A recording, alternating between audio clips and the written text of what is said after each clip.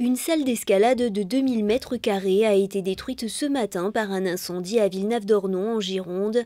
Prévenus vers 6 heures du matin, les pompiers étaient toujours sur place en milieu de matinée. La structure menacerait de s'effondrer, aucune victime n'est à déplorer. Les 7 salariés de l'entreprise ont été mis au chômage technique. La semaine des primeurs bat son plein dans le Bordelais. 7000 professionnels du monde entier ont fait le déplacement pour goûter, mais aussi pour noter le millésime 2018. Des centaines de dégustations réservées aux professionnels sont organisées dans les vignobles jusqu'à jeudi soir. Si la récolte 2018 a connu des aléas climatiques, elle s'annonce malgré tout prometteuse au regard des premières dégustations. 40, c'est le nombre d'ours bruns recensés dans les Pyrénées en 2018, un chiffre en baisse par rapport aux 46 bêtes comptées en 2017. Le chiffre a été annoncé hier par le ministère de la Transition écologique, mais il pourrait être à nuancer malgré tout. 11 ours repérés en 2017 n'ont pas pu être détectés l'an dernier.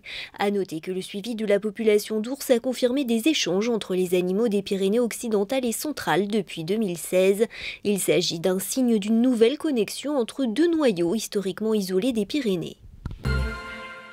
Des kiwis italiens vendus comme étant des kiwis français par cette entreprise épinglée par la Direction générale de la concurrence, de la consommation et de la répression des fraudes. Ces kiwis contenaient des pesticides autorisés en Italie mais interdits en France. Une supercherie qui leur a permis de vendre ces produits plus chers. Le trafic porterait sur 15 000 tonnes.